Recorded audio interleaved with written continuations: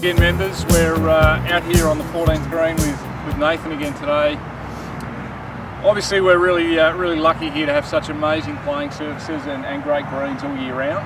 But one of the things we do often see is quite a lot of pitch marks in the green. So we're going to look at the best ways to repair pitch marks, the best ways that are going to help the green recover, and also what not to do if you do make a pitch mark. So, Nathan, first of all, I guess why do we repair pitch marks? What's the reason? Well, there's probably two reasons. One is playability. There's nothing worse than putting through a pitch mark or having to repair a pitch mark that's not yours or that you have to try and work around. So that's one part of it. And two, by not repairing it, it creates a larger damaged area. So repairing it properly makes it recover quicker, which is obviously which is what we want for our surface. So by not repairing them, when we cut the greens, we cut them 2 or 3 times a week. If you don't repair them, it creates more damage. We scalp a little lump off that it creates. So repairing them properly makes them recover quicker, and then the surface is a truer surface in most spots. So that's the most important part.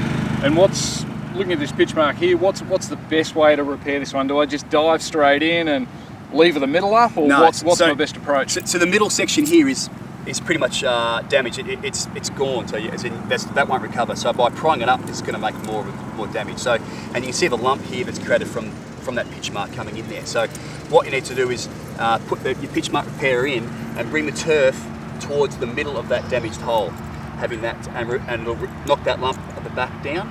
Bringing the turf back to the middle, and then once that's done, getting your putter and tap over top of it to flatten it out.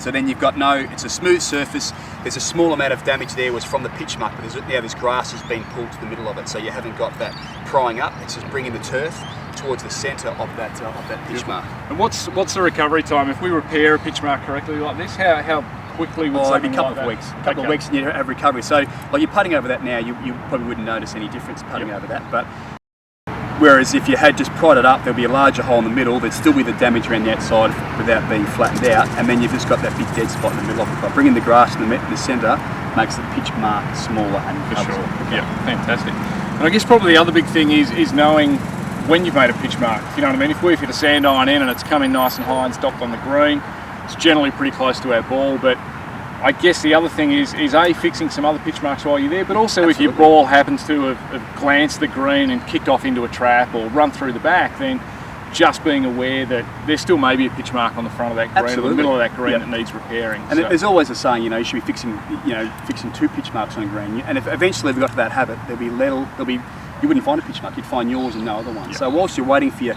partners to play, you're holding the flag, looking around, keeping an eye on for pitch marks. So that's the bit that people get annoyed at.